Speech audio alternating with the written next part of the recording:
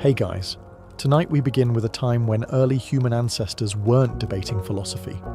They were debating whether that rustling in the grass was food, danger, or both. So before you get comfortable, take a moment to like the video and subscribe. But only if you genuinely enjoy what I do here. And let me know in the comments where you're tuning in from and what time it is. It's always fascinating to see who's joining us from around the world. Now, dim the lights, maybe turn on a fan for that soft background hum, and let's ease into tonight's journey together. In the world 4.7 million years ago, waking up alive wasn't just a pleasant surprise. It was a statistical anomaly worth celebrating. You didn't open your eyes thinking about breakfast or morning stretches. You opened your eyes thinking, I'm still here, and no one has chewed on me yet. There were no houses, no doors to lock, no guard dogs to bark when trouble was near. If you were lucky, you'd spent the night in a tree, wedged between two branches, in the vague hope that predators preferred their meals without splinters. Less fortunate mornings meant waking up on the open ground, with only a few leaves or a mound of dirt for bedding. Privacy, of course, didn't exist. Everyone in your little group, and sometimes a few hangers-on from neighbouring bands, slept close for warmth and safety. This meant that rolling over could put you face to face with your cousin, a beetle the size of your thumb, or the smelly evidence that last night's berries hadn't agreed with someone. The first thing you did was listen. The forest and grasslands were never silent, and each sound had a meaning. Birds meant daylight and possibly breakfast. Insects meant you weren't frozen to death, and heavy footsteps in the underbrush? Those meant you should already be halfway up the nearest tree. Getting up was an act of courage. You never knew what the night had delivered while you slept. A nearby lion, a python resting in a sunny spot, or a fresh pile of droppings that suggested something big had been here very recently. Once you'd established that you weren't about to be eaten, you scanned for your group. Staying together was your insurance policy.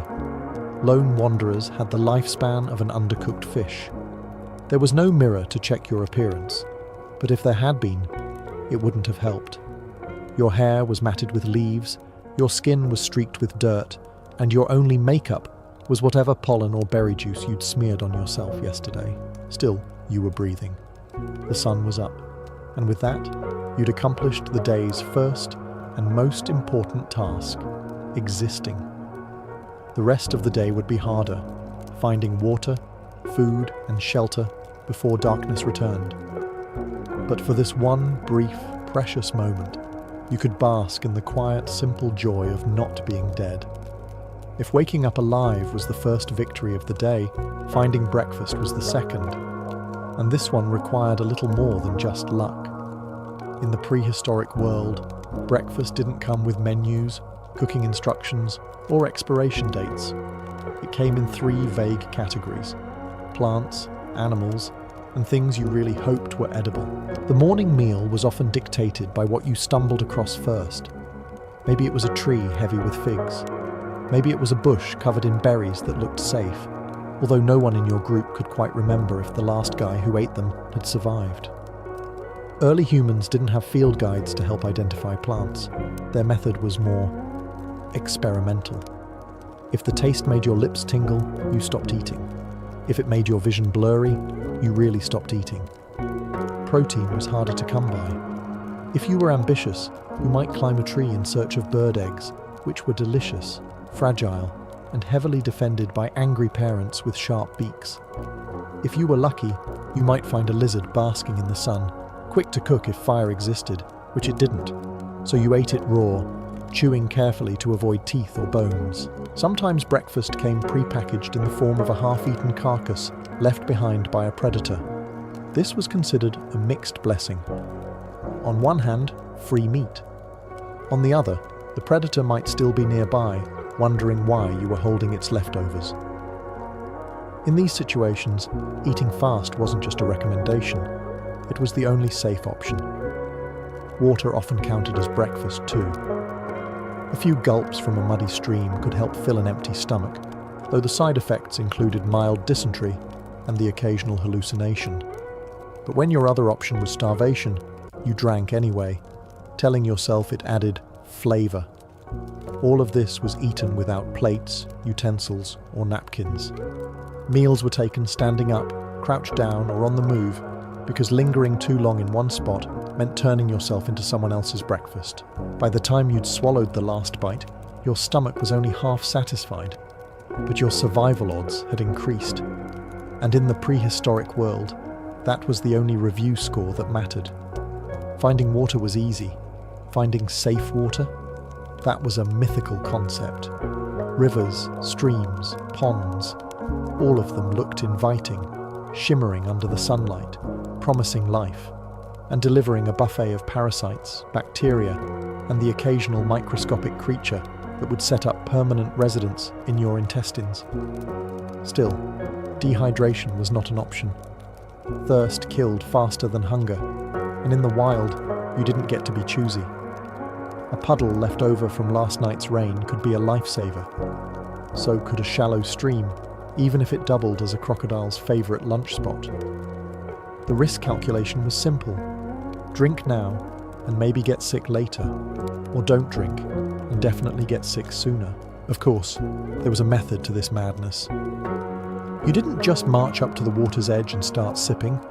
That was the sort of behaviour that got you turned into an educational example for the rest of the group.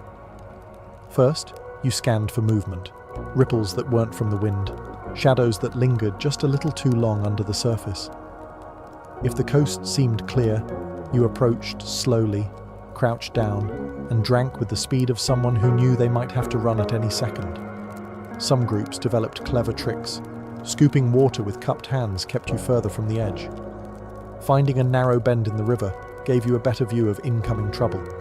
And in some rare cases, you might even find a naturally formed pool away from the main current. A prehistoric luxury spa, if you ignored the dead insects floating on top. There was no concept of boiling or filtering. If the water was clear, it was considered probably fine. If it was murky, you drank it anyway, and pretended the earthy flavour was intentional. Occasionally, this led to days of stomach cramps and other unpleasant consequences. But survival wasn't about comfort. It was about stacking the odds in your favour, one cautious sip at a time. And so, every drink was a gamble. Sometimes you walked away refreshed. Sometimes you walked away queasy. And sometimes, you didn't walk away at all. But no matter the risks, water was life. And life rarely came without a few hidden teeth. In the prehistoric world, fashion wasn't about style. It was about whatever stuck to you overnight. The first outfit of the day was whatever dirt, leaves, and mystery substances you picked up while sleeping on the ground or wedged in a tree. Some mornings, you woke up wearing a patchwork of crushed grass and dried mud that could almost pass as camouflage, assuming you were trying to blend in with a compost heap. There were no animal skin cloaks, no carefully woven fabrics, and definitely no summer or winter wardrobe. If you happened to have a bit of fur left over from a kill, you might drape it around yourself for warmth. But more often than not, your only real layer was your own skin. And perhaps the occasional insect that decided you were an all-you-can-eat buffet. Seasonal changes were handled with the most advanced technology available at the time. Moving. If it got cold, you followed the sun. If it got too hot, you found shade. If it rained, you got wet. No one complained about soggy clothes because there weren't any to complain about. The idea of clean clothing didn't exist either. Washing yourself meant walking into a river and hoping the current did most of the work. Even then, 10 minutes later, you'd be covered in dust, pollen, or the contents of whatever fruit had exploded in your hands. Occasionally, body decoration appeared. Not for modesty, but for intimidation or personal amusement. Smearing yourself with clay could help keep insects at bay, though it also made you look like a confused statue.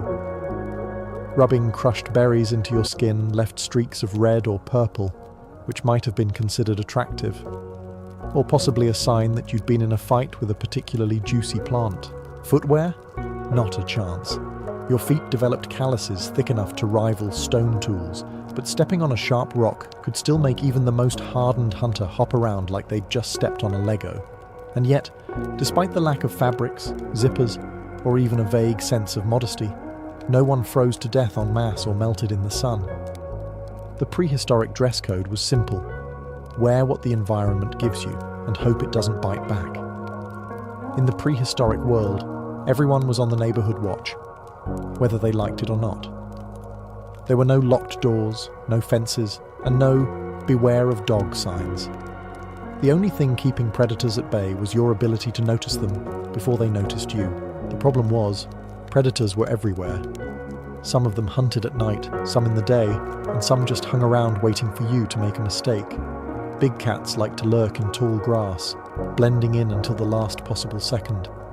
Hyenas travelled in packs, laughing in a way that made you think they already knew how this story would end. And snakes, they didn't need to chase you, they just waited for you to step exactly where you shouldn't. There was no centralised alarm system, unless you counted the collective scream of the group when something lunged out of the bushes. This was often followed by frantic pointing, rock throwing, and the occasional self-sacrificial distraction from the bravest, or most unlucky, member of the band. Survival meant constant awareness. Your eyes were always scanning the trees for shadows that didn't belong, your ears straining for the sound of twigs snapping in the wrong direction. Every rustle could be a breeze, or something considering you as lunch. Group living was the only real defense. The more of you there were, the better your chances of spotting trouble early, and, if it came to it, of outrunning at least one other person. Cooperation was key, but so was self-preservation. The prehistoric social contract was simple. We protect each other, but if a leopard grabs you, that's between you and the leopard. Some groups even developed informal lookout roles, though these weren't glamorous positions. Standing on a rock to watch for danger mostly meant you'd be the first one spotted by danger. Still, the role had one perk. If you saw trouble coming in time, you might get a head start on running. And so the prehistoric neighborhood watch was an operation, staffed entirely by the unwilling, unpaid, and occasionally eaten. No one asked to be on the roster. You just were, from the moment you opened your eyes until the moment you closed them. Hopefully not forever. Before language evolved into the complex web of sounds, grammar, and sarcasm we have today, communication among early humans was minimalist. You didn't have the luxury of explaining yourself in detail. Instead, you relied on a combination of pointing, grunting, and facial expressions that could range from "look out" to "I think that berry is killing me."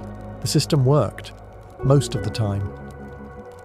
Pointing was the most versatile tool in the prehistoric vocabulary. You could point at food, at a predator, or at something vaguely interesting, though this often caused confusion. Point at a distant gazelle, and you might be suggesting a hunt. Point at a nearby bush, and someone might interpret it as "hide there," even if your actual meaning was "don't touch that, it's full of stinging insects." Grunts were equally multi-purpose. A low, drawn-out could mean food was good, or it could mean you were choking on it. A sharp might mean "watch out," or it might mean "that's mine." The only way to know for sure was to observe the speaker's eyebrows and hope for the best. Hand gestures filled in the gaps, though accuracy varied wildly. A wave could mean "come here" or "go away," depending on the urgency. Flailing your arms might mean danger, or "I'm on fire," or possibly "there's a bug on me." This ambiguity kept life interesting, and occasionally shortened it. When things got truly urgent, the most reliable form of communication was screaming. A scream meant something bad was happening right now. It didn't matter if it was a predator, a rockfall, or stepping into a wasp nest. Everyone screamed, and everyone ran. The details could be sorted out later, assuming anyone was still around to share them. The lack of language also made social dynamics interesting. Negotiations over food were more like staring contests. Flirtation involved lingering glances, awkward noises, and maybe a shared piece of fruit if you were feeling bold. Arguments could escalate from grunts to shoving in seconds, often resolved by one party simply stomping away and sulking behind a tree. It wasn't eloquent, but it was effective enough. With nothing but noise, hands, and frantic pointing, early humans managed to share warnings, coordinate hunts, and occasionally insult each other. And really, what else do you need for a functioning society? Hunting, in theory, was simple. Find animal, kill animal, eat animal. In practice, it was more like find animal, scare animal, chase animal, get exhausted, and hope the animal trips over something before you do. There were no bows, no spears with metal tips, and definitely no clever traps built from blueprints. The main tools were rocks, sticks, and the occasional sharp piece of bone, all of which were just as likely to injure you as your target. Throwing a rock could be effective, if you happened to be close enough to touch the animal with your other hand. Otherwise, the rock was mostly a polite request for the prey to run faster. The first step of a hunt was spotting the target. Gazelles, antelopes, and small deer were ideal. Not because they were easy to catch, but because they had meat worth the effort. The problem? They also had legs that could carry them out of sight in the time it took you to blink. Chasing them was a team sport. The fastest members of the group would start the pursuit, driving the animal toward others waiting ahead. Waiting was a generous term here. Mostly it meant standing in the general area and hoping to be in the right place when the prey got tired. Unfortunately, animals seemed to have far more stamina than humans, and they weren't above zigzagging through terrain that made you question why you'd gotten out of bed at all. When hunting smaller prey, like rabbits or lizards, the approach was sneakier. This involved crawling on your belly, moving so slowly that plants had time to grow around you. The reward was a quick burst of motion, hopefully yours, and the chance to grab the animal before it disappeared into a hole you couldn't fit into. Of course, not every hunt ended in triumph. Sometimes you came back with nothing but bruises, empty hands, and a story about how it got away this time. Other times, you found yourself being hunted instead. A reminder that chasing a wild boar was a great way to meet a wild boar's tusks. Still, even a small success could feed the group for a day, making the exhaustion worth it. And if you failed, well, there were always berries, assuming you hadn't learned the hard way which ones were the poisonous kind.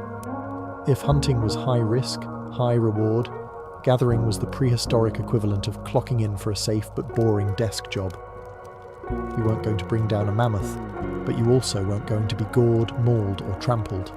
The worst that could happen was an itchy rash, unless you picked the wrong mushrooms, in which case you'd be seeing colours for the rest of the day, assuming you saw anything at all. Gathering was a group activity, usually done by those who didn't fancy sprinting after angry wildlife. The method was straightforward. Wander around, spot something edible looking, and hope your instincts, or someone else's previous survival, confirmed it wouldn't kill you. Plants with bright colours were suspicious. Plants that smelled bad were suspicious.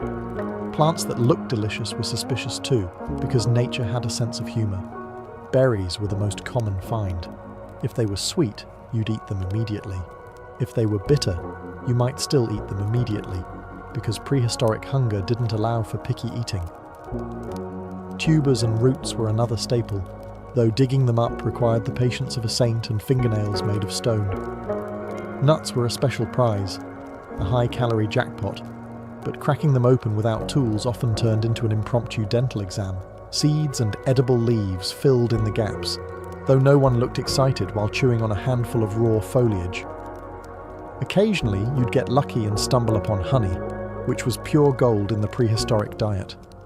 The only catch was that bees were also prehistoric, and their opinions on sharing were firm and delivered with stingers. Gatherers weren't entirely safe from danger. Snakes loved hiding in bushes. Wild pigs sometimes took offense at humans stealing their snacks. And once in a while, another group of humans would wander by, eye your basket, and decide they were hungrier than you were. Still, gathering had its perks.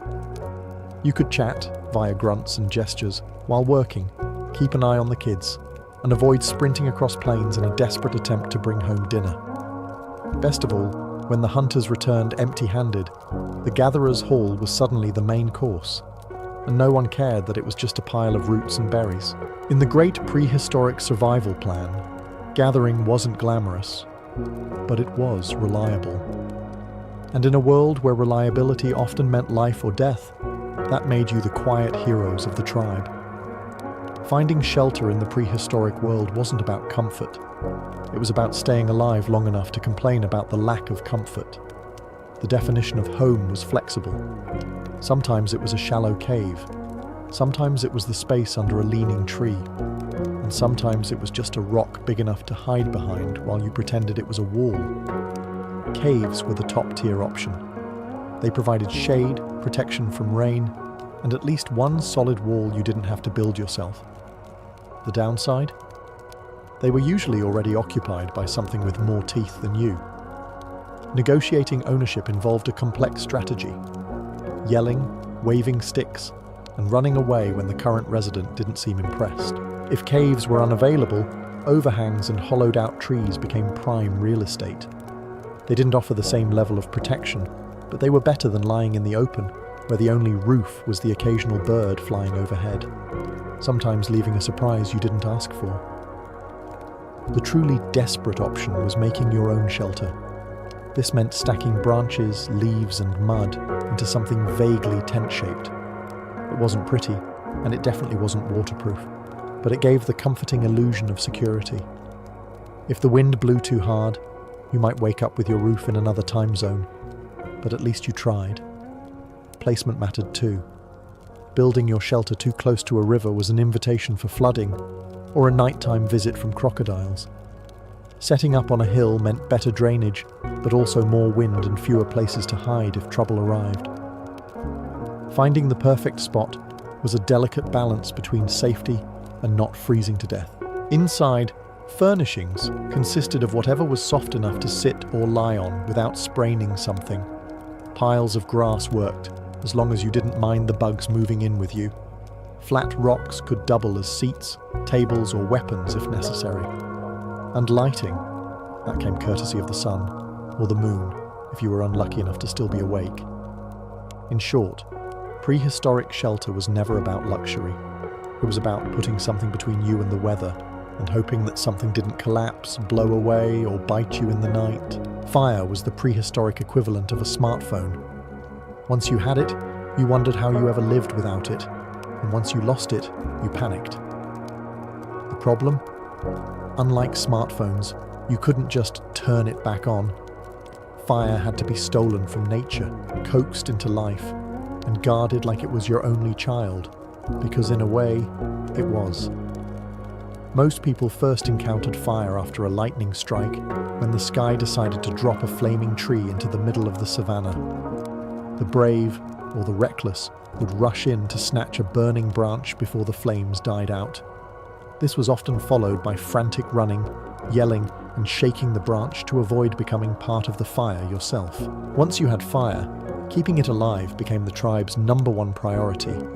You couldn't make more, at least not until someone accidentally figured out that rubbing sticks together really fast could work. Until then, the fire was like a grumpy pet that refused to feed itself. Someone had to watch it constantly, feeding it wood, protecting it from rain, and making sure no one tripped and fell into it. The benefits were worth the trouble. Fire cooked food, which made it tastier and less likely to kill you. It scared away predators, or at least made them think twice before charging. And on cold nights, it kept you from shivering yourself into an early grave. But fire also had a dark side. Get too close, and you'd learn the meaning of pain in a very direct, sizzling way. Forget to watch it, and the entire savannah could go up in flames, taking your shelter, your food, and possibly your eyebrows with it. Socially, fire became the center of everything. People gathered around it to eat, talk, and occasionally stare at it like it was performing magic, because to them, it was. The flames danced, the wood cracked, and for a moment, life felt almost civilized. Keeping the fire alive wasn't just survival, it was prestige. Whoever controlled the flames controlled comfort, safety, and dinner, which meant if the fire went out on your watch, you might want to start running before everyone else realized. In the prehistoric world, predators weren't something you saw on a nature documentary. They were something you saw when you woke up in the middle of the night and realized something was breathing just a little too close. There were no fences, no firearms, and no animal control officers to call. If you wanted to survive, you had to know who might eat you, and how to make sure they didn't. The lineup was impressive. Big cats were the worst, sleek, silent, and faster than you on your best day. They could sneak up so quietly that your only warning might be the sound of someone else screaming. Hyenas were next on the list, coming in packs with jaws strong enough to bite through bones, and the unsettling habit of laughing about it. Crocodiles waited patiently in rivers, pretending to be logs until you got close enough for a surprise death roll.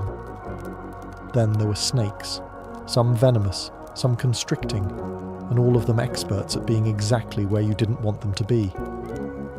Even birds got in on the action. Giant raptors could swoop down and carry off smaller humans, which made for a bad day for the victim and a very awkward evening for the rest of the group. Avoiding predators was an all-day, everyday job. You learned to scan the horizon, listen for unusual silences, and assume that if you couldn't see danger, it was probably right behind you. Sleeping in groups helped, though it also meant you were statistically more likely to be woken up by someone else's panic than by the actual predator. Sometimes the best defense was offense, yelling, throwing rocks, or waving sticks to convince the predator you weren't worth the effort. This worked better in large groups. Alone, it was basically just a dramatic way to say goodbye. Despite the constant danger, humans adapted. We learned patterns, which rivers hid crocodiles, which bushes hid snakes, which trees were good for climbing in emergencies. Survival was less about fighting and more about not being in the wrong place at the wrong time. And if all else failed, you just had to be faster than the slowest person in your group. Harsh, yes. But in the prehistoric world, morality often took a back seat to making it through the night. Parenting in the prehistoric world was not about piano lessons, bedtime stories, or packing school lunches. It was about keeping your offspring alive long enough for them to learn how not to die on their own. That was the entire curriculum. Survival 101. From birth, prehistoric babies came into the world with one major flaw. They were loud. Loud enough to attract predators from impressive distances. You couldn't shush them with a pacifier because those didn't exist, and you couldn't put them in a crib because cribs hadn't been invented yet. Your only option was to carry them everywhere, and hope your glare could convince them to stop broadcasting your location. Carrying a child wasn't as simple as it sounds. You had no stroller, no baby sling, and no ergonomic carrier. You had arms, and if you were lucky, a strip of animal hide to tie them to your back. This meant that every task, from gathering food to climbing a tree to avoid a leopard, had to be done with a small human clinging to you like a particularly needy backpack. Teaching began early. Toddlers were shown what berries to eat, how to throw rocks, and where not to wander. Lessons were usually hands-on, and occasionally involved watching another child make a terrible mistake and learning from it. The "don't touch that snake" lesson usually only needed to be taught once. Discipline was straightforward. If you misbehaved, you got a sharp look, a firm word, or a tap. But mostly, the consequences were natural. Refuse to follow the group? You'd find yourself alone. Ignore the warnings about the river? The crocodiles would provide feedback.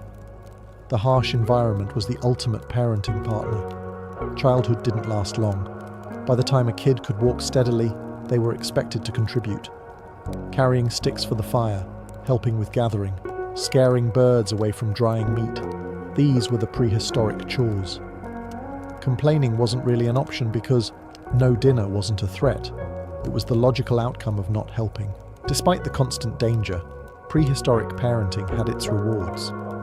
Watching your child manage their first solo berry-picking trip or seeing them successfully avoid being eaten gave you a rare sense of pride.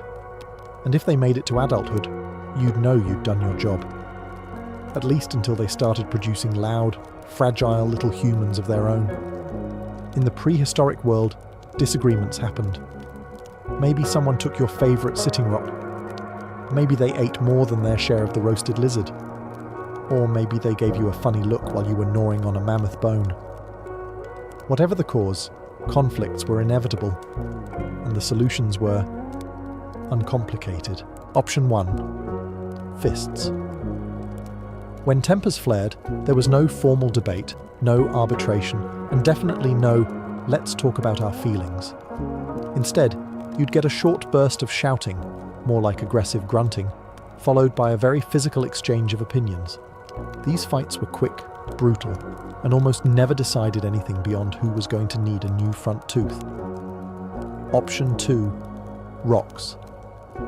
Rocks were the prehistoric multi-tool, useful for hunting, building, cracking nuts, and, in moments of anger, convincing someone to see your point of view, preferably from a safe distance. Throwing a rock was a clear escalation, though. Once the first rock flew, the discussion was officially over, and everyone in the area knew it. The rest of the group would step back, partly to avoid getting hit, and partly to enjoy the show. Option 3. Running away. By far the most underrated conflict resolution method, running spared you from injuries, grudges, and the possibility of becoming an accidental snack for a predator drawn by the noise. Of course, running away came with its own risks, namely, looking like a coward.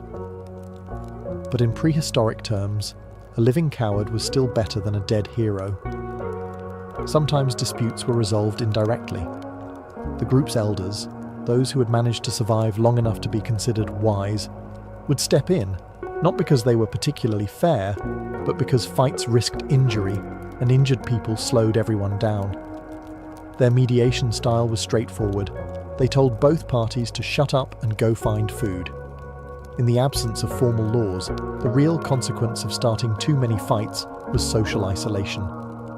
If no one wanted to hunt or gather with you, your chances of survival dropped faster than a rock aimed at your head. So, while prehistoric conflict resolution might not have been elegant, it was effective in its own way. The choices were simple, the outcomes clear, and if you lived to tell the story, you'd probably think twice before starting the next one. Migration wasn't a seasonal vacation, it was a desperate necessity. When the food ran out, the water dried up, or the predators got a little too comfortable hanging around camp, the solution was simple. Pack up everything you owned, which was basically a stick, a rock, and whatever you were wearing, and start walking. There was no, "Are we there yet?" because no one knew where there was. The decision to move was made collectively, though collectively usually meant the oldest, grumpiest member of the group saying, "We can't stay here, everything is dead," and everyone else agreeing. The actual journey was slow, really slow. Children had short legs, the elderly had sore knees, and someone was always stopping to pick berries, check animal tracks, or complain about blisters. Progress was measured in how far until the next shade tree, not in miles. Carrying belongings was another challenge. With no backpacks, your best bet was to bundle your possessions in animal hides or balance them awkwardly on your head. If you had a baby, congratulations, you were now a mobile crib. If you had extra food, you were everyone's best friend, until it ran out. Food along the way was hit or miss. Some days you stumbled upon a lucky find, a bush full of berries, a dead animal that still looked edible, and other days you went to bed with an empty stomach, cursing every plant you passed for not being food. Water was even trickier. You either found a clean source, or you drank from a muddy puddle and hoped for the best. Then there was the weather. Migration could mean walking under a scorching sun, shivering through cold winds, or getting drenched in sudden downpours. You learned quickly that perfect weather didn't exist, only less bad weather. Eventually, after days or weeks of walking, you'd find a new spot that seemed promising. There'd be water, food sources, and maybe a cave that didn't have anything currently living in it. You'd set up camp, sigh in relief, and start telling yourself this was the perfect place to settle down forever. Of course, forever in prehistoric terms usually meant until the food runs out again. For prehistoric humans, survival wasn't an occasional challenge. It was the full-time, unpaid, no days off job everyone had. You didn't prepare for emergencies, because every single day was an emergency. There was no concept of comfort beyond not currently being eaten, and no luxury higher than having a full belly and all your limbs. Survival wasn't just about reacting to danger, it was baked into every choice you made, which berries you picked, where you built your shelter, how far you wandered from the group. Each decision was a delicate balance between finding resources and becoming resources for something else. Social bonds were part of the strategy. Alone, you were an appetizer. In a group, you were part of a noisy, unpredictable herd that could scare off predators and share the workload. Sure, living with other people meant constant bickering over food, sleeping space, and who got the driest spot by the fire, but the trade-off was worth it. Even the most annoying member of the group might one day be the person who spotted the leopard before it spotted you. Food storage was almost non-existent, so eat when you can was a core philosophy. This meant feasts when the hunt was successful and miserable foraging when it wasn't. There was no long-term security, just a constant cycle of finding, consuming, and searching again. Adaptability was the real secret. Weather changed, rivers dried up, herds moved on, and suddenly your perfect camp became a death trap. In the prehistoric world, stubbornness was a shortcut to extinction, while flexibility, even if it meant abandoning your favorite sitting rock, kept you alive. Even leisure had a survival angle. Storytelling around the fire wasn't just entertainment. It was a way to pass on crucial knowledge. A tale about a great warrior who ignored warning signs and wandered into a swamp wasn't just drama. It was a reminder to stay out of swamps unless you enjoyed leeches and quicksand. In short, survival wasn't an event. It was the culture, the economy, the religion, and the daily routine all rolled into one. And while prehistoric humans didn't know it at the time, their relentless grind through danger, hunger, and hardship was the reason we're here. Sitting comfortably, watching a video about them, Theodora's life began not in the marble corridors of power, but in the noisy, chaotic underbelly of Constantinople, the Hippodrome district. Born around the year 500, she was the daughter of a bear trainer employed by the Greens, one of the city's famed chariot racing factions. Her father's job was dangerous and unpredictable. One slip in the arena, and a wild animal could end a man's life in an instant.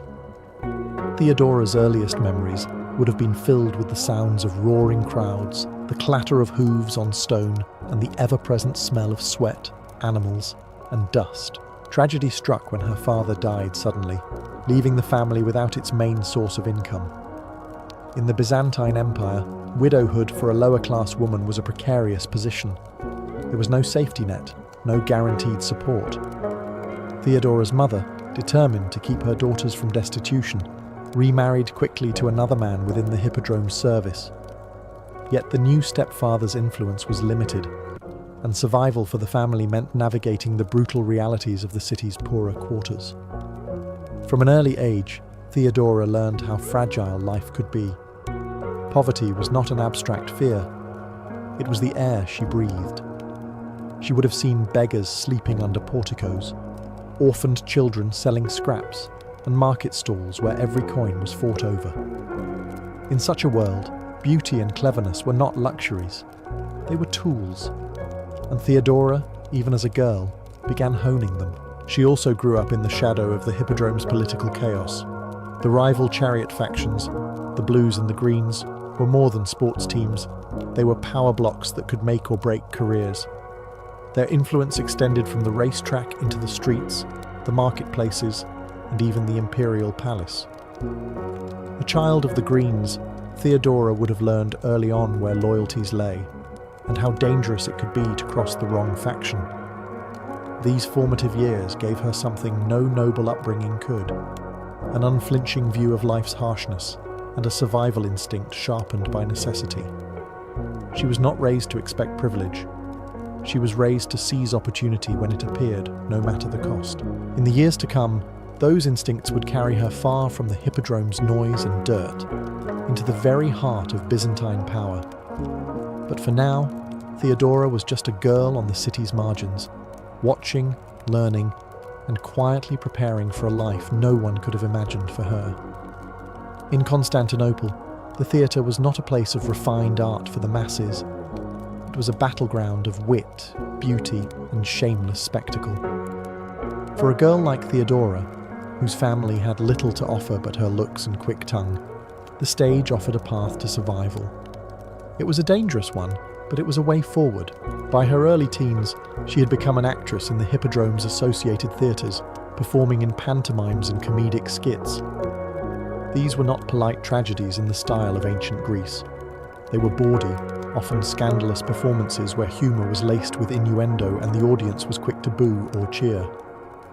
The line between entertainer and courtesan was thin, and Theodora, like many actresses of the time, likely supplemented her meagre earnings with the favours of wealthy patrons. To the aristocracy, such women were dismissed as morally corrupt. But to Theodora, the theatre was an education. Here, she learned how to read a crowd, how to draw their eyes, hold their attention, and turn their mood with a gesture or a smile. She mastered the art of timing, both on stage and off. In the ruthless social order of Constantinople, charm was a weapon, and Theodora wielded it with increasing skill. Her beauty became the talk of the city's lower and middle classes, but so did her sharp tongue. She was no passive ornament. Theodora had a talent for conversation that could flatter, tease, or humiliate in equal measure. This made her alluring to some and dangerous to others. She moved in circles where powerful men came seeking distraction, and she learned to listen closely when they spoke.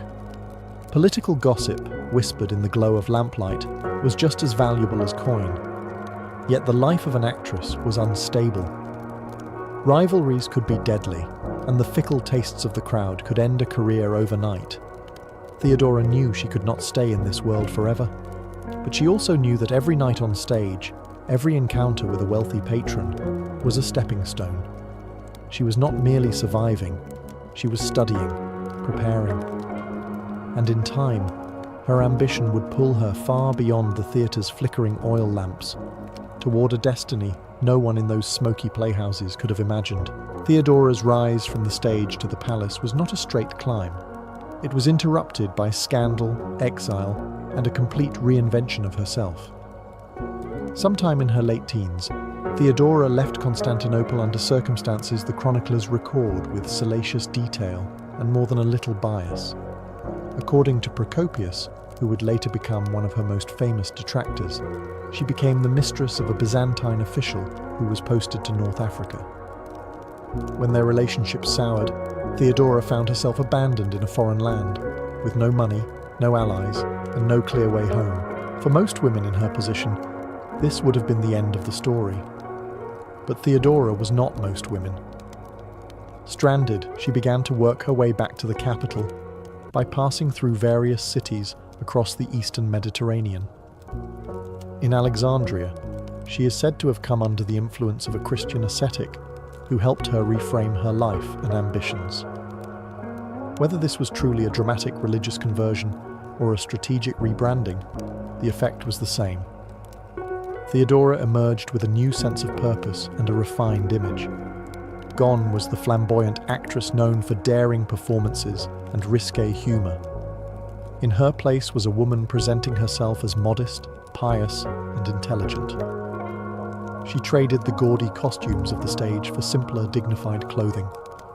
She cultivated a reputation for generosity toward the poor and compassion toward the vulnerable, especially women trapped in the same kind of precarious life she had once led.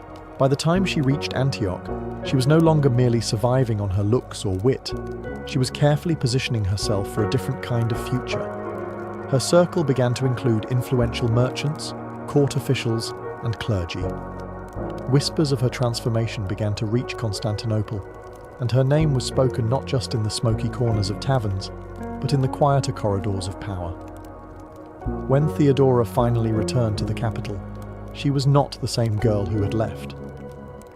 She carried herself with the poise of someone who had seen the wider empire, endured its dangers, and learned how to turn setbacks into leverage.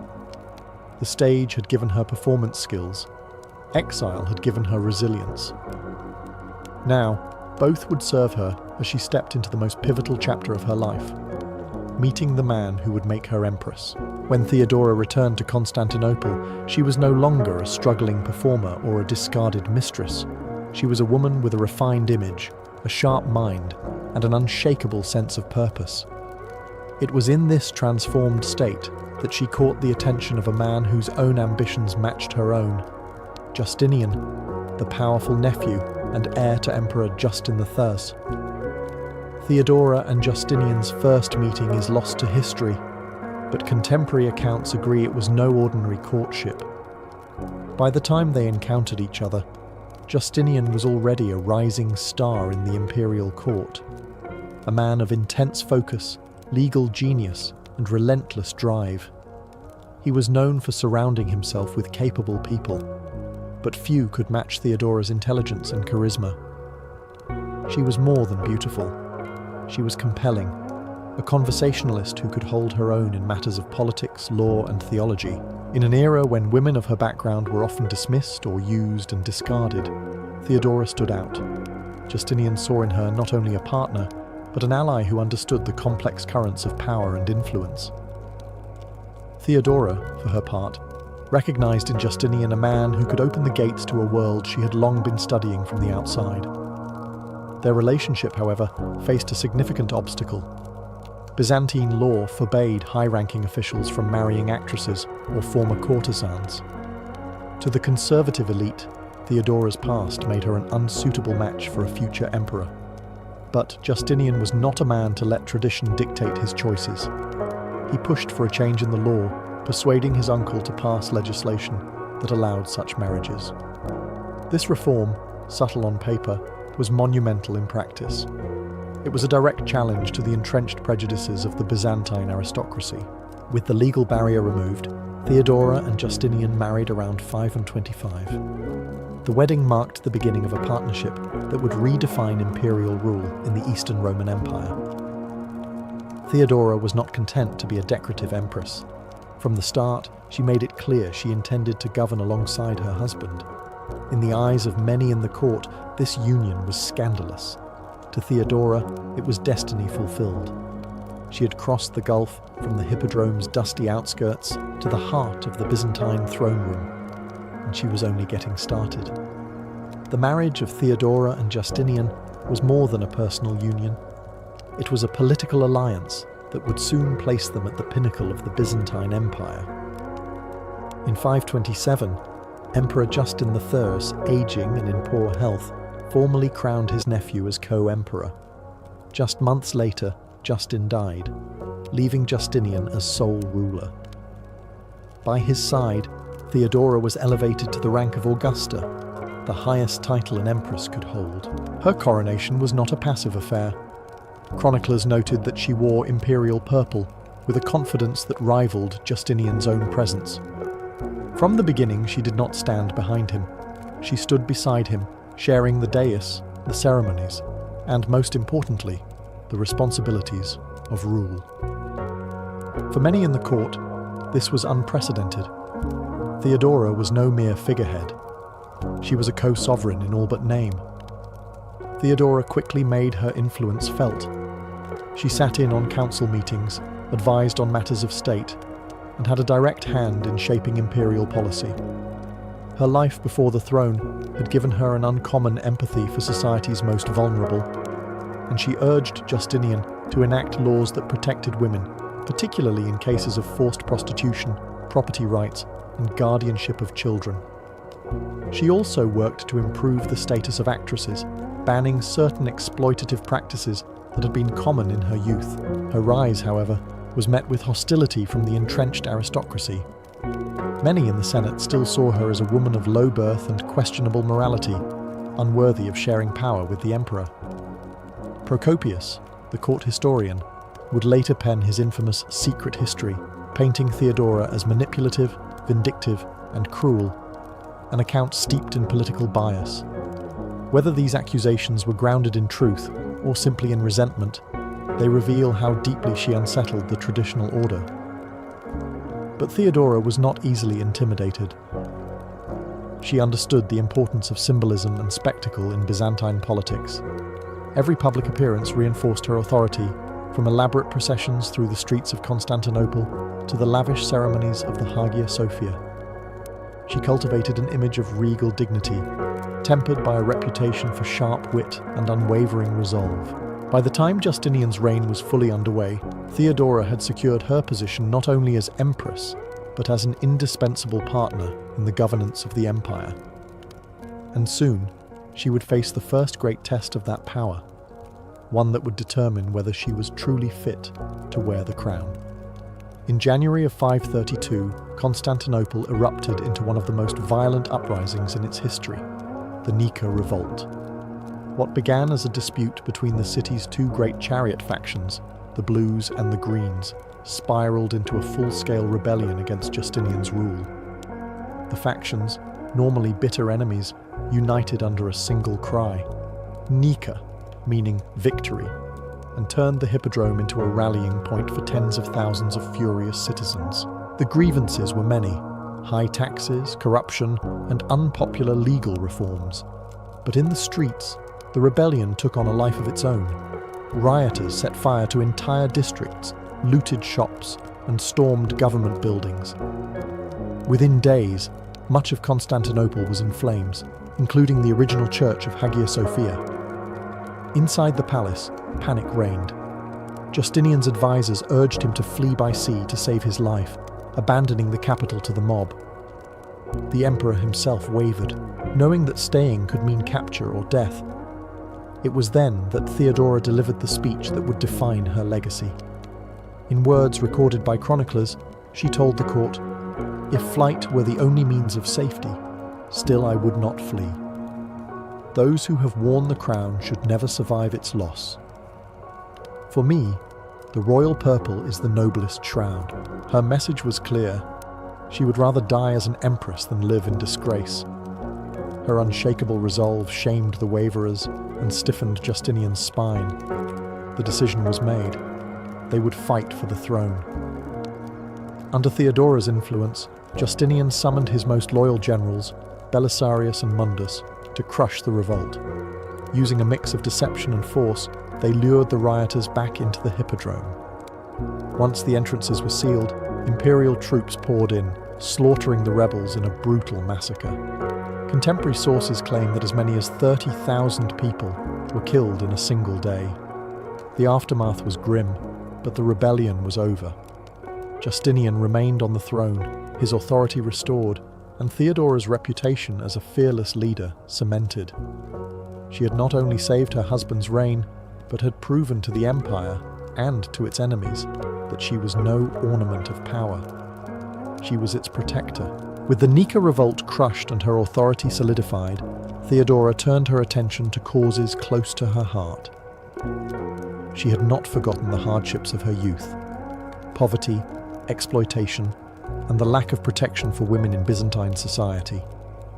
Now, as empress, she was in a position to change those conditions through law. Working alongside Justinian, Theodora championed reforms that transformed the legal landscape for women.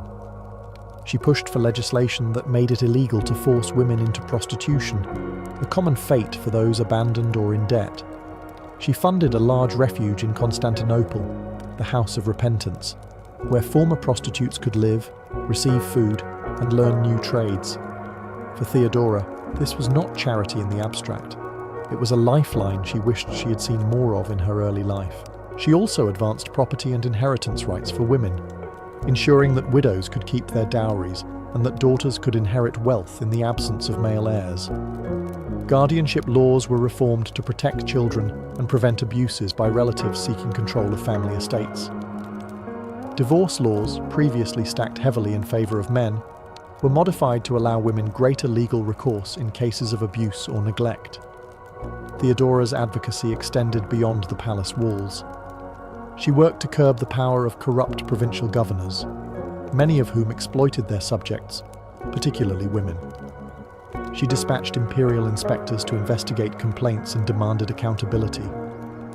Such actions won her admiration among the lower classes and resentment among the aristocracy, who viewed her interference as an affront to their authority. In foreign policy, she even used her position to aid vulnerable groups. When the Persian Empire persecuted members of the Monophysite Christian sect, a minority often opposed by the Orthodox establishment, Theodora offered them refuge in Byzantine territory. This act reflected both her personal convictions and her political skill in balancing competing religious factions. Though Procopius and other detractors would later portray her as calculating and ruthless, even they could not ignore the scale of her influence on the empire's laws. For the women of Byzantium, Theodora's reign represented a rare moment when the corridors of power were open to their concerns. Her reforms did not erase inequality, but they shifted the balance, proving that an empress could be more than a ceremonial figure. She could be a voice for those who had none. Theodora's role in the Byzantine Empire was not confined to philanthropy or legal reform. She was deeply enmeshed in the high-stakes political chess game that defined Justinian's reign. From her place beside the emperor, she navigated court intrigue, foreign diplomacy, and religious disputes with the same sharp instincts that had once helped her survive the streets of Constantinople. The imperial court was a battlefield without swords, where words, alliances, and rumours could elevate or destroy a career. Theodora excelled at identifying threats early and neutralising them before they grew. She maintained her own network of informants, ensuring she knew what was being whispered in the Senate chambers, the marketplaces, and even in the private homes of rival nobles. Those who underestimated her often found themselves quietly removed from positions of influence, or publicly disgraced. Religious politics were a constant source of tension in the empire, and Theodora played a decisive role. While Justinian sought to unify the Christian Church under Orthodox doctrine, Theodora maintained strong ties to the Monophysite faction, offering them protection and sometimes acting as their advocate at court. This created a delicate balance between the imperial couple. Some saw it as a political liability, others as a clever way of keeping both sides tethered to the throne. In foreign affairs, Theodora could be as shrewd as any general. She corresponded with foreign rulers, including the Persian queen and other women of influence across the empire's borders, using these channels to secure alliances or soften hostilities. Unlike many rulers of the era, she understood the power of personal diplomacy, particularly among queens and empresses who shared the unique burdens of leadership in male-dominated courts. Her political maneuvers were not without enemies. Procopius's Secret History, a work dripping with venom, painted her as manipulative, vindictive, and even cruel. Whether exaggerated or rooted in fact, these accusations reveal just how much fear and resentment she inspired among the empire's elite. They were unused to an empress wielding such direct influence over policy and personnel. Yet Theodora's political acumen was undeniable. She could be ruthless when necessary, but she could also be magnanimous when it served the empire's stability. In an age when women were expected to rule only from behind the scenes, Theodora ruled in plain sight, and she did it on her own terms. By the mid-540s, Theodora's formidable presence at court began to wane, not because of scandal or political defeat, but because of illness. Sources differ on the nature of her sickness. Some suggest cancer, others a lingering infection. Whatever the cause, it gradually weakened her, though she refused to withdraw entirely from state affairs. Even in failing health, she continued to advise Justinian, meeting with envoys, issuing orders, and pressing for the completion of her legal and charitable projects. For Justinian, her decline was a personal as well as political blow. Their partnership had been more than a marriage. It was a shared rule. Theodora had stood beside him through riots, wars, and reforms, often shaping the empire's course as much as he had. As her condition worsened, the emperor ensured she remained surrounded by the finest physicians and attended by the court's inner circle. In 548, Theodora died at the age of 48. Her passing shook Constantinople. Even her enemies could not deny that she had left an indelible mark on the empire. Justinian, grief-stricken, buried her in the Church of the Holy Apostles, the imperial mausoleum where generations of emperors and empresses lay. Her tomb was given the honor and grandeur befitting a ruler in her own right. Her death did not erase her influence. Many of the reforms she championed, protections for women, anti-trafficking laws and property rights, remained in place for centuries, shaping Byzantine society long after her reign. She had altered not only policy, but also the perception of what an empress could be. In the years that followed, her image was immortalized in art and architecture. The most famous depiction still survives today in the glittering mosaics of the Basilica of San Vitale in Ravenna, Italy. There, she stands beside Justinian, robed in imperial purple, crowned and haloed, not behind him, but at his side. It is a fitting image for a woman who refused to be relegated to the background. Theodora's life remains a study in contrasts, from the dust of the hippodrome to the marble halls of the great palace, from the stigma of the stage to the reverence of sainthood in some Christian traditions. She was ambitious, shrewd, compassionate, and, at times, merciless. Above all, she was unforgettable, a woman who shaped the destiny of the Byzantine Empire and secured her place among history's most remarkable rulers. In the early medieval centuries, noble gatherings were anything but restrained. Banquets were raucous spectacles, long trestle tables groaning under the weight of roasted game, spiced wine flowing freely, and the air thick with the noise of minstrels, laughter, and the occasional drunken argument. Dancing certainly took place, but it was spontaneous and unrefined. Guests would leap up when the mood struck, forming loose circles or pairs, stamping and swaying to whatever tune the musicians happened to strike. Movement was dictated more by enthusiasm than by elegance, but by the late Middle Ages, this world was changing.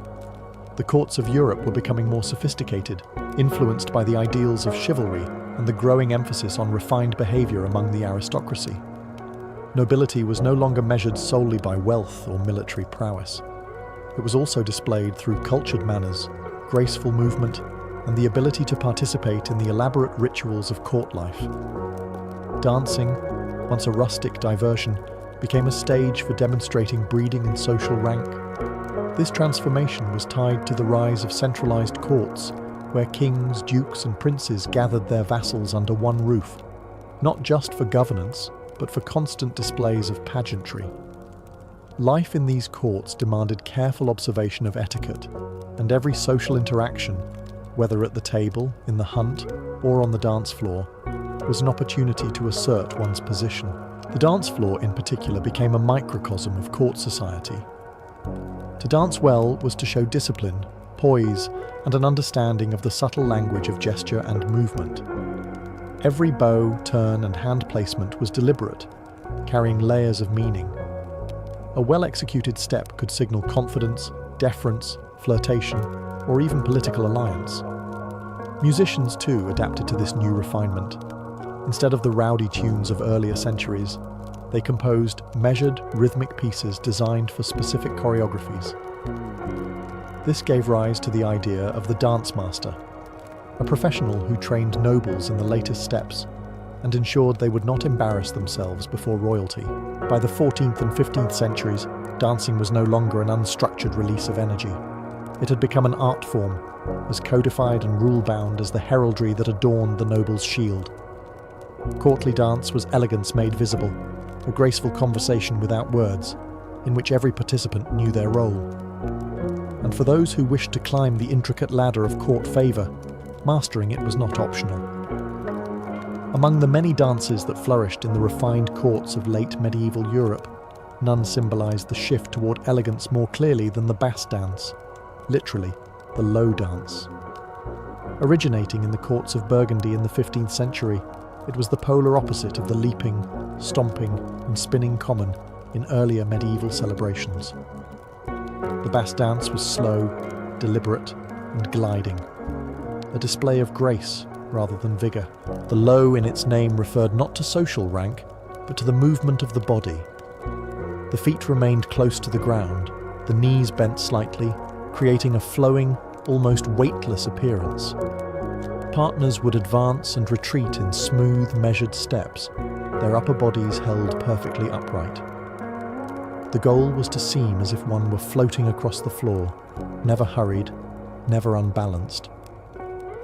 In an age where physical poise was linked to noble breeding, this style of movement sent a powerful message.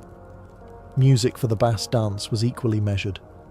It was performed in a slow duple or triple meter, often by ensembles of shawms, sackbuts, lutes, or harps.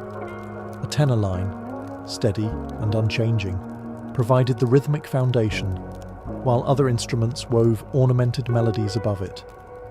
This structure allowed dancers to move in perfect time, their choreography predetermined and rehearsed to perfection. The Basque dance also played a key role in courtly romance. Its unhurried pace and formal patterns created opportunities for prolonged eye contact, subtle gestures, and polite conversation. In the rigid etiquette of court life, it was one of the few sanctioned settings where a nobleman and lady could share a measured intimacy without scandal. The steps themselves often mirrored the language of chivalric love, approaching, retreating, circling, like a ritualized courtship. Mastering the Basque dance required more than memorizing steps. It demanded control, posture, and an understanding of timing. A misstep could disrupt the entire set and humiliate the dancer in front of the court. For this reason, noble families employed dance masters to train their sons and daughters, ensuring they could perform flawlessly when summoned to the floor. By the late 15th century, the Basque dance had become a hallmark of refined gatherings across France, Burgundy, and Italy. It was more than a dance. It was a declaration of social standing, an unspoken statement that one belonged in the highest circles of medieval society. As the 15th century gave way to the early 16th, the pavane emerged as the next great symbol of courtly elegance. If the Basque dance was graceful, the pavane was regal. Originating in Italy, its name possibly derived from Padovana, meaning from Padua, it quickly spread to the courts of France, Spain, and England. The pavane was not simply a dance. It was a processional display, a living tapestry of silk, jewels, and heraldry moving to music.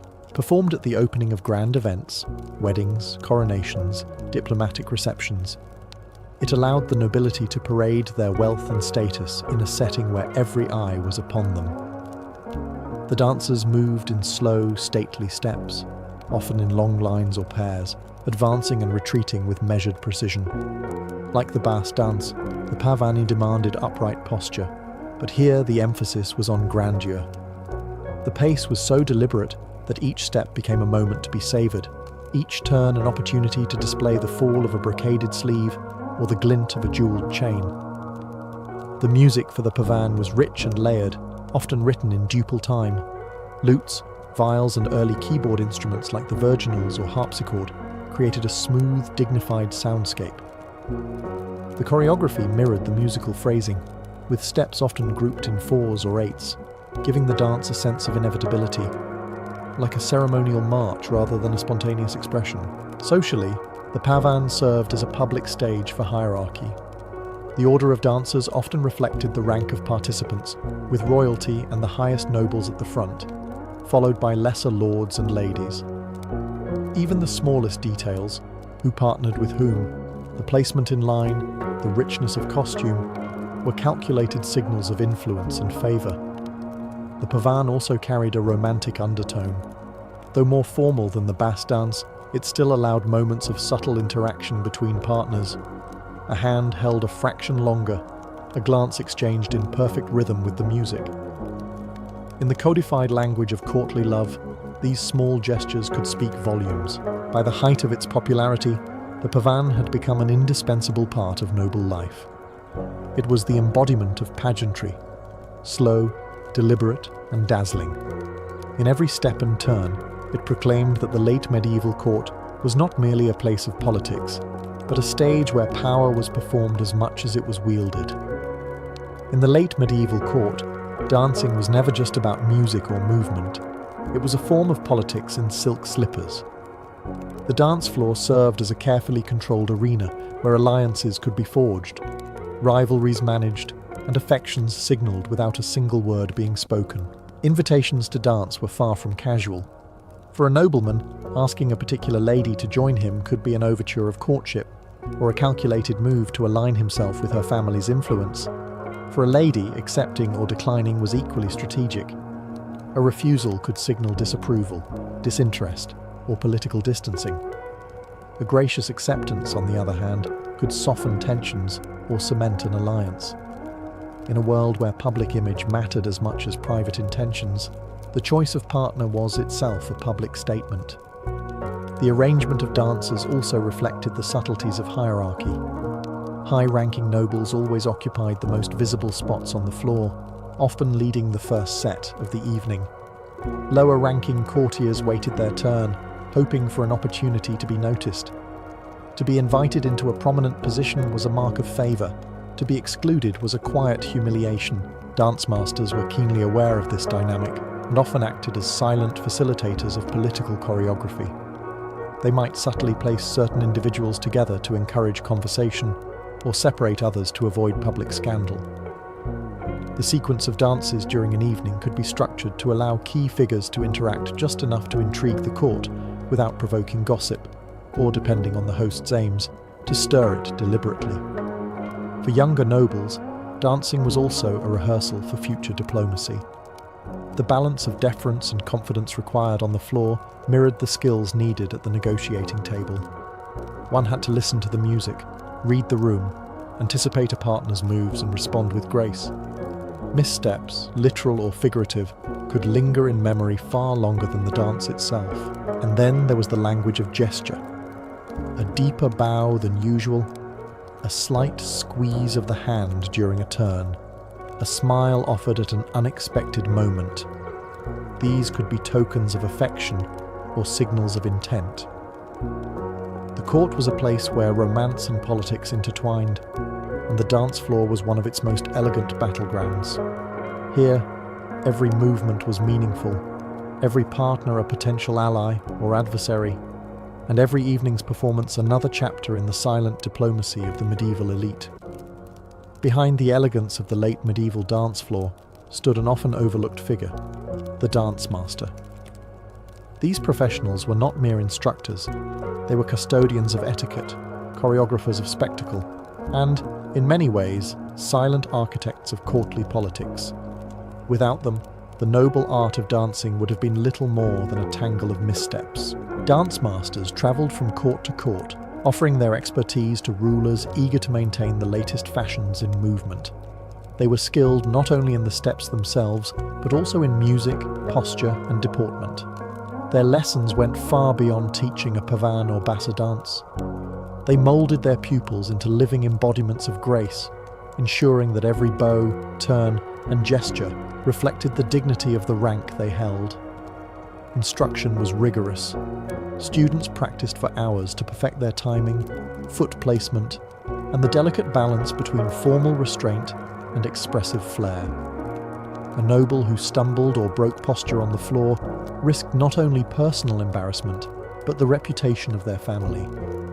The dance master's task was to prevent such humiliations at all costs. Many dance masters also composed new sequences, blending traditional patterns with innovations that kept court entertainment fresh.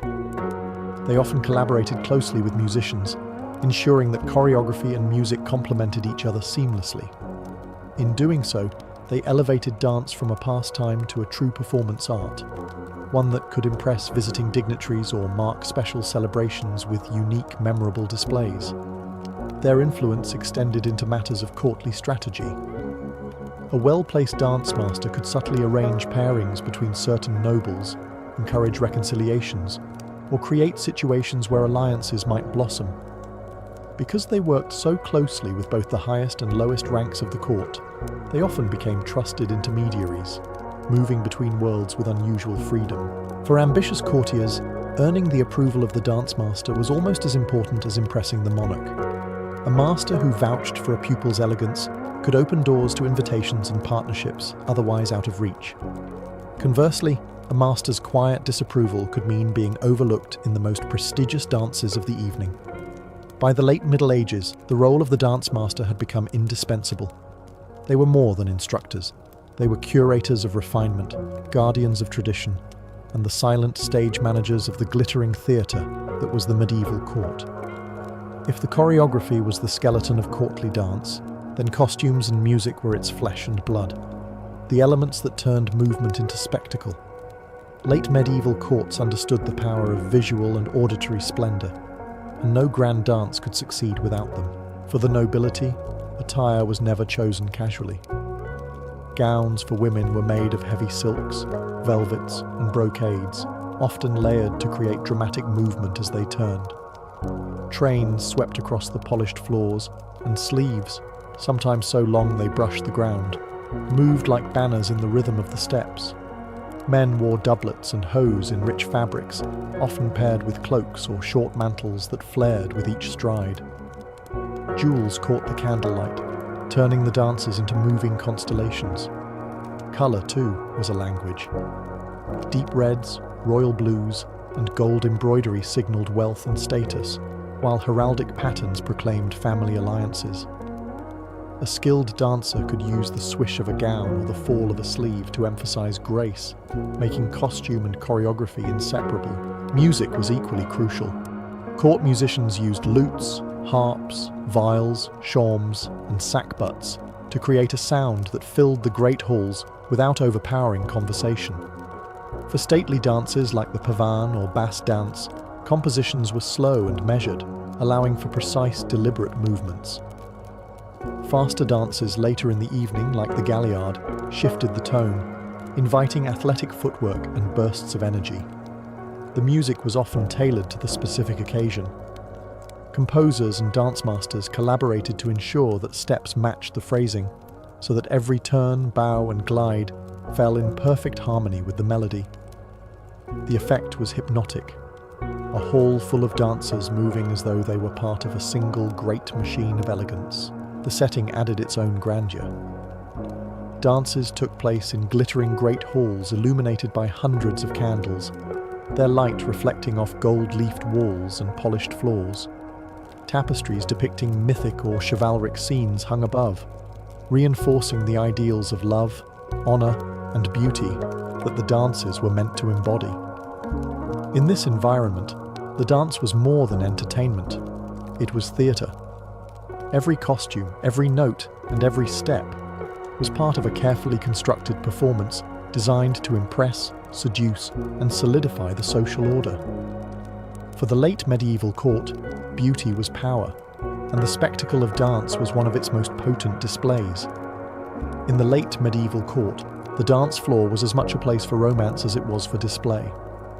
Beneath the polished etiquette and choreographed steps lay a subtle game of attraction, one that allowed men and women to signal interest, exchange glances, and test compatibility, all under the watchful eyes of the court. Courtly love, the chivalric ideal that shaped much of noble culture, found a perfect stage in the structured elegance of dance. Partners moved in patterns that mirrored the ebb and flow of a romantic pursuit, approaching, retreating, circling each other in measured steps. Each motion had its own meaning. A bow could convey respect, a turn could be an invitation, and a prolonged touch of the hand could carry the promise of something more. For young nobles, the dance was often their first sanctioned physical contact with a potential suitor. It offered a rare chance to converse privately while still remaining in a public setting. Words could be exchanged in low tones, hidden beneath the hum of music, while eyes met in ways that court protocol would normally forbid. But courtship through dance was also a matter of skill. A partner who moved with confidence and rhythm demonstrated self-control and refinement, traits as desirable in a spouse as they were in a courtier. A misstep or awkward pause, by contrast, could tarnish an impression just as surely as a poorly chosen word in conversation. The selection of partners was itself a strategic act. Being invited to dance by a high-ranking noble could raise one's social standing, while securing a dance with a particularly admired lady or gentleman could spark rumours that travelled far beyond the Great Hall. These pairings were closely observed, and more than one marriage alliance began with a turn on the floor. Dance also provided a safe outlet for flirtation. In an age where overt declarations of love could be dangerous, either politically or socially, the coded gestures and controlled proximity of dance allowed romance to bloom discreetly. The game was in the balance, showing just enough to intrigue, never so much as to scandalise. In this way, the courtly dance became both a rehearsal for love and, at times, the first act of a marriage story. It was here, amid the candlelight and music, that many noble romances began, not with words, but with steps. While courtly dance followed certain shared principles across Europe, elegance, order, and symbolism, its specific forms varied from region to region, shaped by local traditions, music, and even politics. The late Middle Ages was a time of increasing travel among the nobility, whether for diplomacy, marriage alliances, or tournaments. And with this movement came a steady exchange of dance styles. In Italy, courts in Florence, Milan, and Ferrara favoured intricate choreographies and faster tempos than their northern counterparts. Italian dance masters, such as Domenico da Piacenza, began codifying steps and publishing manuals, transforming dance into a formal discipline. These dances often involved complex floor patterns and alternating slow and lively sections, reflecting the Italian flair for theatricality. In France, the Burgundian court was a cultural powerhouse, and its bass dance became the standard of refinement throughout much of Europe. French style emphasized grace over complexity, with long, sweeping movements and a dignified pace. The music tended towards stately rhythms, perfectly suited to the glittering processions that opened court events. England absorbed influences from both France and Italy, blending them with its own folk traditions. While the nobility performed imported bass dances and pavanis, more energetic country dances often followed in less formal settings, allowing courtiers to display a lighter, more playful side after the evening's formalities. The Iberian Peninsula added its own flavour, influenced by centuries of cultural interaction between Christian, Muslim, and Jewish communities. Court dances there often incorporated rhythmic footwork and hand movements, reminiscent of Moorish traditions, paired with the distinctive sounds of early Spanish stringed instruments. These regional distinctions did not remain isolated. Royal marriages brought foreign dance masters into new courts, carrying their steps and musical styles with them. Diplomatic visits often included performances meant to impress guests with the court's sophistication, prompting nobles to adopt and adapt dances from abroad. Tournaments and festivals were also fertile grounds for exchange. Knights and ladies who travelled to compete or spectate often returned home with new dances to show their own courts, sometimes altering them to better fit local taste or music. By the dawn of the Renaissance, this constant flow of cultural exchange had created a shared European language of courtly dance, one that allowed nobles from different kingdoms to take to the floor together with ease, while still retaining the distinctive flavour of their homeland. By the close of the 15th century, the courtly dance tradition of the late Middle Ages had laid the groundwork for the spectacular dance culture of the Renaissance.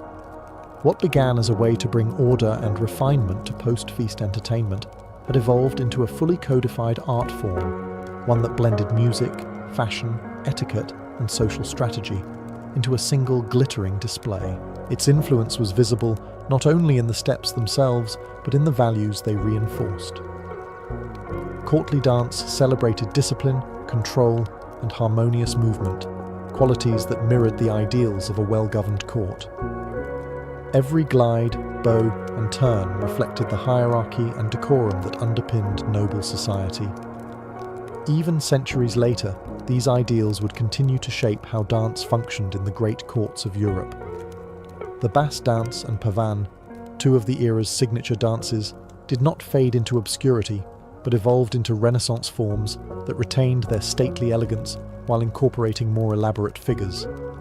Likewise, the galliard, allemande, and other Renaissance favourites owed their existence to the late medieval marriage of music and movement perfected in the earlier courts. Beyond technique, late medieval courtly dance left a legacy of dance as diplomacy.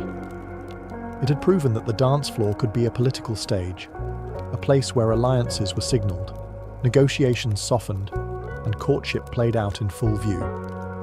This tradition carried forward, with monarchs of the Renaissance and Baroque periods using grand balls as much for political theatre as for celebration. The tradition also helped cement the profession of the dance master, whose influence would only grow in later centuries. By training generations of nobles, these instructors ensured that courtly dance's principles of elegance and precision were passed down, adapted, and refined for changing tastes. Even in modern historical reenactments and heritage festivals, the ghost of the late medieval courtly dance remains. The slow procession of the pavan, the gliding steps of the bass dance, the rustle of heavy gowns across polished floors. These images evoke a world where movement itself was a language and where beauty and discipline were inseparable. In the end, the legacy of late medieval courtly dance is more than a collection of steps. It is the enduring idea that in the right setting, movement can embody culture, politics, and romance all at once, a lesson Europe's courts never forgot. But then, faint at first, came the sound. A rhythmic, almost hypnotic thump-thump, the beat of countless oars hitting the water in unison. It grew louder, steadier, more menacing with each passing moment. Out of the mist emerged shapes, long, narrow silhouettes slicing effortlessly through the current. Their carved prows were monstrous figures, dragons and serpents with snarling mouths, painted eyes glaring at the shore. The gold and crimson shields along their sides caught what little sunlight pierced the fog, flashing like warnings. These were not merchant vessels.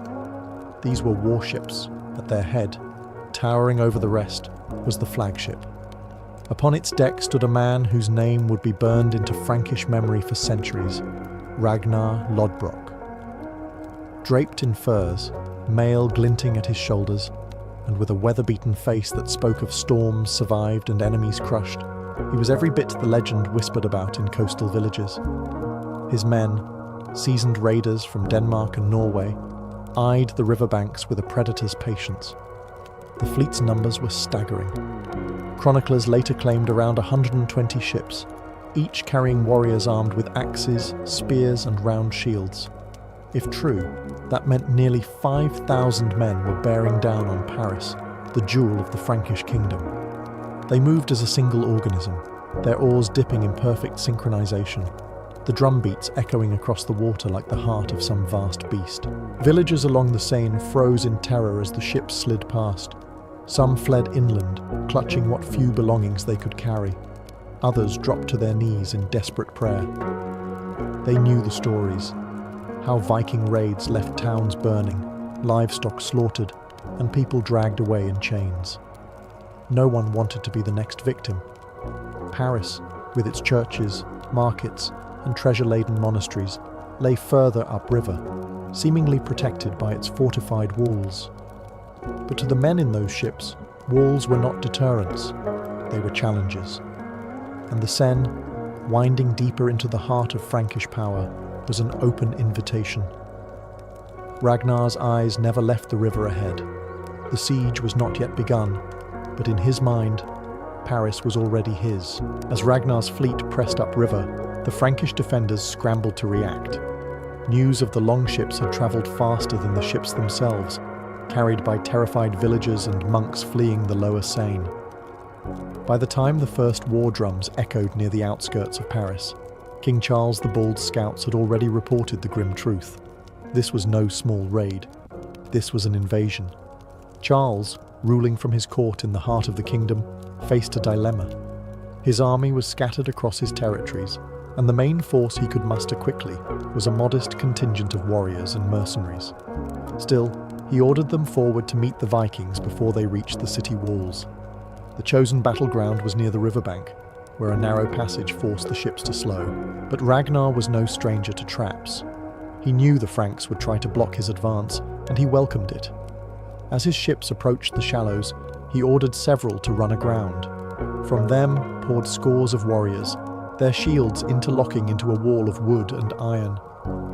Behind that wall came the axemen, their weapons glinting as they charged. The first clash was brutal. The Franks, clad in mail and carrying long spears, tried to hold their line, but the Vikings fought with a ferocity that stunned their opponents. Their battle cries, deep guttural roars, echoed over the river, meant to unnerve as much as to kill. Frankish shields splintered under the relentless blows of Danish axes, and the neat ranks began to falter. Ragnar himself waded into the fight, his presence turning the tide wherever he struck. Chroniclers would later say he wielded his sword as though it were an extension of his arm, cutting down any who dared block his path. The Frankish formation broke, and panic spread like wildfire. Those who could fled toward Paris, hoping the city's walls would shelter them. The Vikings gave chase only briefly. Ragnar had no interest in scattering his forces too soon. The river remained the key, and his fleet still had miles to go before the true prize. By nightfall, the Franks' forward defence was gone. The road and the Seine lay open. Ragnar's fleet reassembled, their shields now streaked with blood and their morale higher than ever. The first strike had been devastating, and Paris now stood within their grasp. The Franks had lost their forward guard, but Paris still stood ahead, its fortified walls rising over the Ile de la Cité, the island heart of the city where the Cathedral of Saint-Étienne loomed. In theory, the river itself was Paris's greatest defence. The Seine split into two channels around the island, and both were narrow enough to control with wooden bridges and fortified gates. But in the spring of 845, those defences would be tested as never before. Ragnar's fleet arrived at the approaches to Paris with the confidence of victors. The Vikings knew the Franks would try to bar the way with chains stretched across the water and guard towers posted on the bridges. Ragnar's answer was simple: hold the river, choke off supplies, and force the city to yield. He ordered his ships to anchor in both channels, their prows facing upstream to meet any attack. Raiding parties were sent ashore to burn outlying farms, cut roads, and destroy ferry crossings. The message was unmistakable. No one entered or left Paris without passing through Viking hands. The once busy river traffic was gone overnight, replaced by the ominous silhouettes of longships and the watchful eyes of Norse warriors leaning on their spears. Inside Paris, tension rose quickly. Merchants feared their goods would rot before reaching market. The poor dreaded hunger. Priests led processions around the city walls, chanting prayers for divine intervention. The people knew that if the Vikings chose to wait, famine and disease would do their work for them. But Ragnar was not a man of patience. The blockade was only step one. As his men secured the riverbanks, he sent small detachments to scout for weaknesses in the city's defences. They returned with valuable news. Parts of the outer suburbs were undefended. The main Frankish forces had retreated behind the island walls, leaving warehouses, granaries, and homes vulnerable. Within days, smoke rose on the horizon. Ragnar's men swept through the undefended districts, seizing food, valuables, and captives. These raids had a dual purpose: feed the army and terrify the population. Every day the Vikings held the river, Paris grew weaker. By the end of the first week, the blockade was complete. The Seine was no longer the lifeline of Paris. It was a prison wall, and Ragnar Lodbrok held the keys. For those living beyond the safety of Paris's walls, the siege was not just a distant rumour, it was a nightmare playing out in their own fields and homes.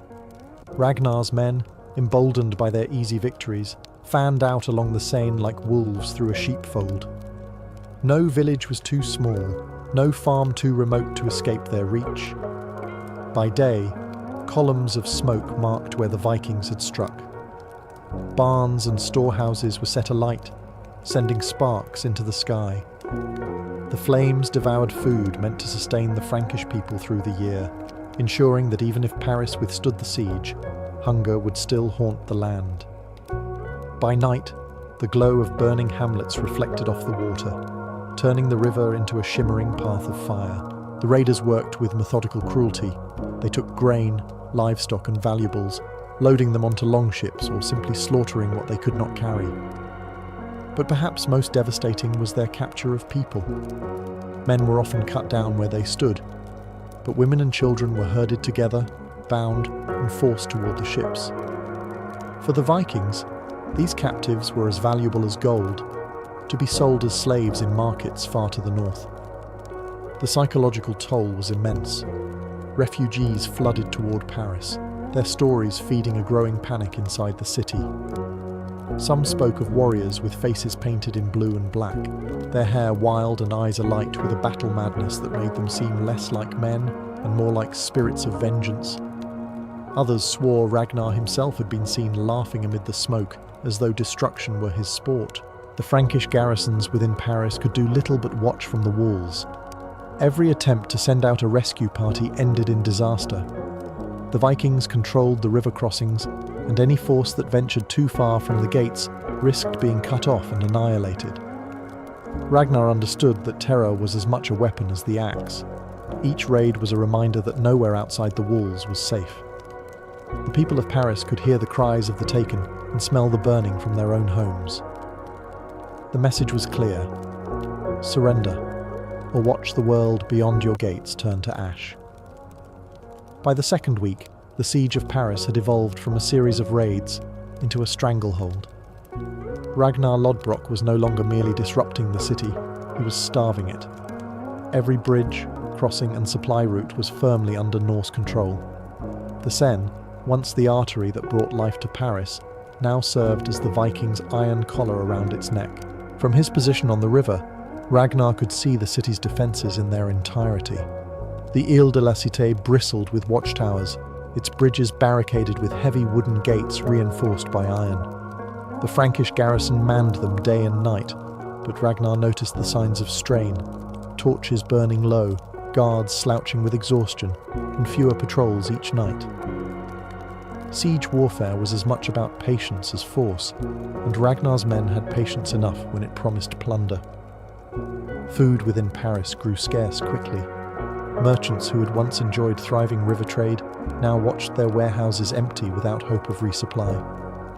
The wealthy hoarded what they could, while the poor queued in long lines at monasteries, praying for bread. Rumours began to circulate of families eating whatever they could find: dogs, pigeons, even leather boiled into thin soup. The mood inside the city shifted from defiance to desperation. Ragnar made sure to deepen that desperation. He ordered his men to conduct nightly torchlit parades along the riverbanks, banging their shields and shouting insults in Old Norse.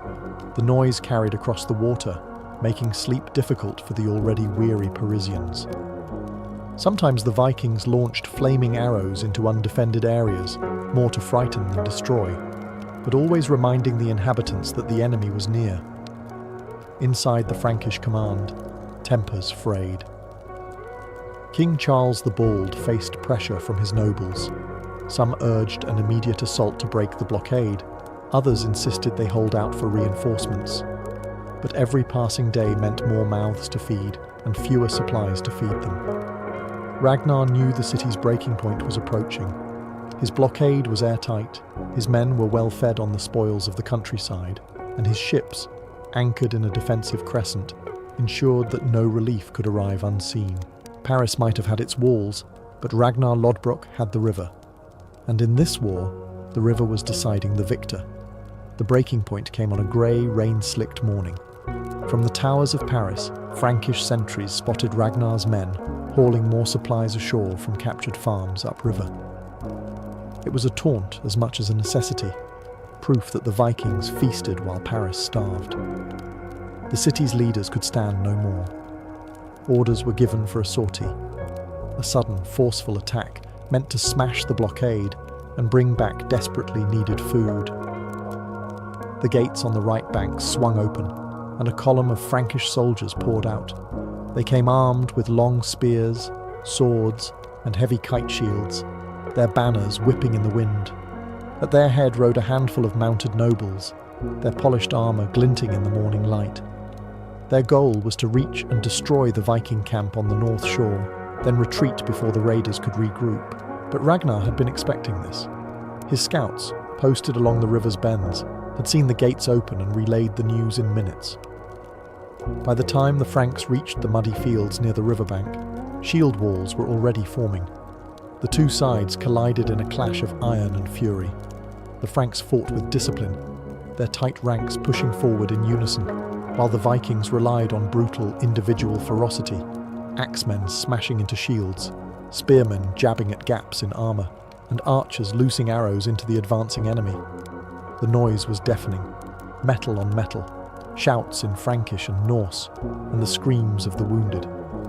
For a moment, it seemed the Franks might break through. Their cavalry charged, scattering some of Ragnar's front line, but the Vikings had a counter, hidden reserves bursting from the tree line. They struck the Frankish flank with savage speed, cutting down footmen and forcing the cavalry to wheel around in confusion. The Frankish commander ordered a retreat, but it was too late. The narrow causeway back to the gates was clogged with men, and the Vikings pressed their advantage. Many soldiers were cut down before they could reach the safety of the city walls. By midday, the gates slammed shut once more, this time with fewer defenders inside to hold them. The attempt to break the siege had failed, and Ragnar Lodbrok, watching from his ship, knew the city was now weaker than ever. The failed breakout marked a grim turning point. Paris had gambled its strength and lost. Ragnar's grip on the river remained firm, and now the city was not only hungry, it was sick. It began quietly. A few soldiers fell ill, complaining of fever and aching joints. Then came the swelling, the coughing, and the telltale blotches on the skin. Within days, the sickness spread beyond the barracks to the crowded homes and markets. The exact disease is lost to history, perhaps dysentery from tainted water, or plague carried by vermin, but its effects were devastating. The cramped quarters of a besieged city made perfect breeding grounds for infection. Families huddled together for warmth and safety, sharing food, air, and germs. The monasteries, where the sick were taken, overflowed within days. Priests administered last rites in hushed tones, their own faces pale with fear. Bells tolled constantly, marking the passage of yet another victim. Ragnar's men soon heard of the illness, and while the Vikings were not untouched, camp life on the riverbanks was far from clean. They suffered less. Their ships allowed them to move freely, their camps were more spread out, and fresh supplies kept them stronger. The Franks, trapped behind walls, had no such advantage. Inside Paris, panic grew. Rumours whispered through the streets that the sickness was a punishment from God for the city's sins, that traitors had poisoned the wells, or that the very presence of the pagans outside the walls had cursed the land. The truth mattered little. Fear did the work of any weapon. The plague's psychological effect was as dangerous as its physical toll. The garrison, already worn thin, saw men desert their posts to care for sick relatives or to hide from the inevitable. Merchants abandoned their stalls, and food hoarding became rampant. The rich shut themselves away, while the poor scavenged whatever scraps they could find. From his flagship, Ragnar could see the change. The city's walls still stood, but the life inside was rotting. Every coughing fit that echoed across the river was, to him, another sign that time was on his side. Paris was weakening without a single blow to its gates, and Ragnar Lodbrok intended to press that advantage until the city had no choice but to bow. By late March, the situation inside Paris had reached its breaking point. Hunger gnawed at every household. The plague claimed victims daily, and morale among the defenders was collapsing. The failed sortie had proven the Franks could not break Ragnar's blockade by force. The only path left was one of humiliation, negotiation. King Charles the Bald, though not in Paris himself, knew the city's fall would be a political catastrophe. If the jewel of his kingdom was sacked, the other great towns of the Frankish realm might follow. Worse, a complete defeat would embolden every Norse chieftain along the northern coasts. Reluctantly, he agreed to open talks with the Viking leader. Envoys were sent downriver under a flag of truce, their small boat gliding past the lines of anchored longships. The Vikings watched in silence, their shields gleaming in the spring sun, until the vessel reached Ragnar's flagship. There the envoys were brought aboard to meet the man whose name had haunted the Frankish coasts for years. Accounts differ on what happened next, but all agree Ragnar made his demands clear. A ransom so vast it would be remembered for generations. The price he set was 7,000 pounds of silver and gold, an unimaginable sum for the time. It was not merely payment, it was a statement that the Franks had been forced to kneel. The envoys protested, arguing that the kingdom could not pay such an amount. Ragnar, unmoved, simply reminded them of the fate awaiting Paris if they refused. He described in chilling detail how his men would burn the city, slaughter its defenders, and carry off thousands as slaves. He even offered them a preview by pointing upriver, where smoke still rose from villages his men had pillaged that very morning. With no real choice, the envoys returned to Charles, who, after furious debate with his nobles, agreed to the payment. It was a staggering blow to the royal treasury, but losing Paris would have been worse. Orders went out to gather every available coin, chalice, and ornament that could be melted down for silver and gold. When the final decision was sent back to Ragnar, the Viking warlord smiled. Without storming a single gate, he had bent one of Europe's mightiest kingdoms to his will. The agreement was swift once the ransom was secured. Over the following days, carts laden with silver and gold rolled down to the Seine under heavy Frankish guard. Priests muttered prayers as each load was weighed and counted, as if hoping divine displeasure might be soothed by the offering.